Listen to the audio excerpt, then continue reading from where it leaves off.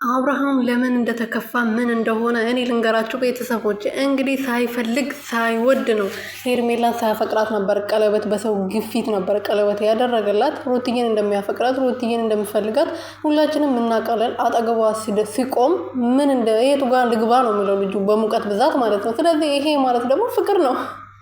ስለዚህ ልጅቷን አሁን ምን ላርጋት? ሩትዬ ደግሞ ያው አሁን አብርሃም እንትን ቢል መታረቅ የልጇን አባት መመለስ ትፈልጋለች፣ ሁላችንም እናውቃለን። ግን አብርሃም አሁን ግራ ተጋብቷል። ታውቃላችሁ ሄርሜላ ምን ላርጋት?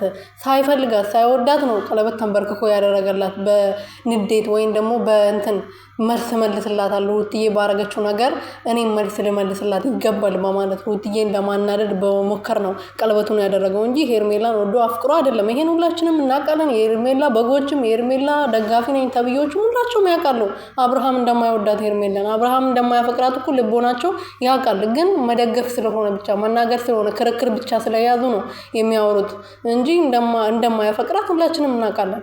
እነሱም እንዲያውቁት በዚህ አጋጣሚ ማለት ነው። እና አብርሃምን ያስጨነቀው ነገር ይሄ ነው። በቃ አሁን በዚህ ሰዓት በጣም ከባድ ነገር ውስጥ ነው ያለው። ያቺኛውንም አልፈልግሽም ቀለበት ያረኩልሽ በዚህ አይነት ነው ብሎ መናገር አይችልም።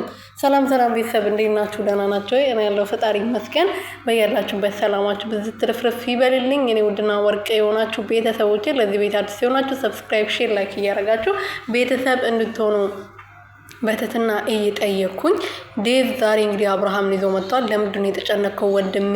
እኛ እያለልን እንደዚህ መሆን የለብም ስሉት ነበርና ልጁ ግራ ተጋብቶ ነው እንግዲህ ማንም እንደሚያፈቅር ራሱ ለይቶ አላወቅምና በደንብ ምክሩት።